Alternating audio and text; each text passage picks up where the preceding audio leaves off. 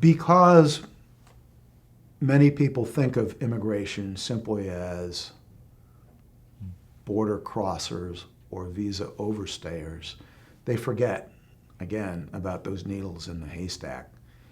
And one of the things that greatly disturbs me is that when you have millions of people entering the country as non-immigrants through ports of entry every year, and that 40% of the illegal alien population in the United States are those visa overstayers, the effort put into finding those people is close to nil. It's not just an accretion of numbers, but a complete ignorance about who those people may be. That bothers me greatly.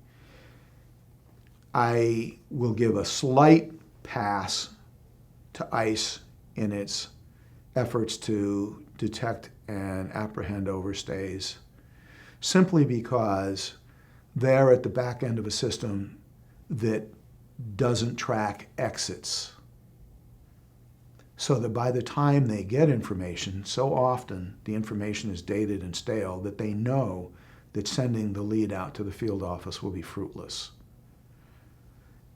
And that compounds the problem. Legislators and policymakers need to realize that without an exit system that marries with the entry system,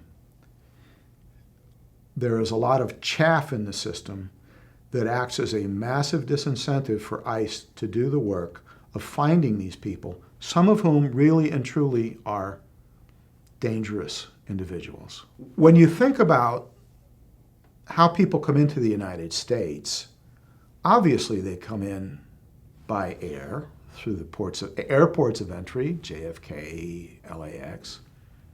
They come in by sea. They come in on cruise ships. They come in on bulk cargo vessels. They even come in private yachts, and they cross the land borders. I don't mean surreptitiously, but the land ports of entry are, the volume of traffic there is huge.